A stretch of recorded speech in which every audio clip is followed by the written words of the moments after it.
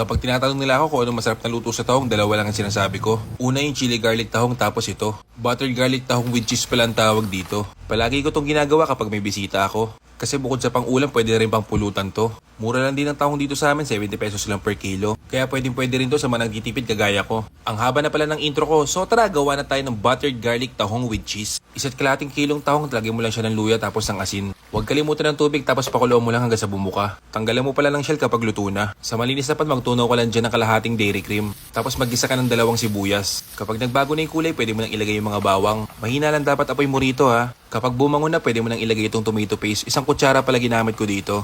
Tapos 2 tablespoon naman sa oyster sauce. Halu-haluhin mo lang yan hanggang sa mamix lahat ng ingredients mo. Tapos maglagay ka ng 1 kutsarang banana ketchup. Siya nga pala, pa-comment naman kung taga saan ka para mabati naman kita. Kung ayaw mo pala na masyadong malapot, mag-add ka ng konting-konting tubig dyan. Tapos timpla mo ng asin at paminta. Nag-add ako ng 1 kutsarang asukal, pampalasa rin yan. Tapos after 1 minute, pwede mo nang ilagay itong mga tahong at sili mo pare. Halu-haluin mo lang yan ng mga 1 minuto tapos isunod mo tong keso. Tapos yan pare, okay na. Andali lang no? Tignan mo naman, parang mamahalin no? Kapag ganito yung ulam mo, pwede mong iyabang sa mga tropa mo. Kapag tinanong ka kung anong ulam mo, sabihin mo tahong. Tahong na sosyal. Eme! O siya, kung gusto mo na magantong video, i-follow mo ko. Sampalok, represent.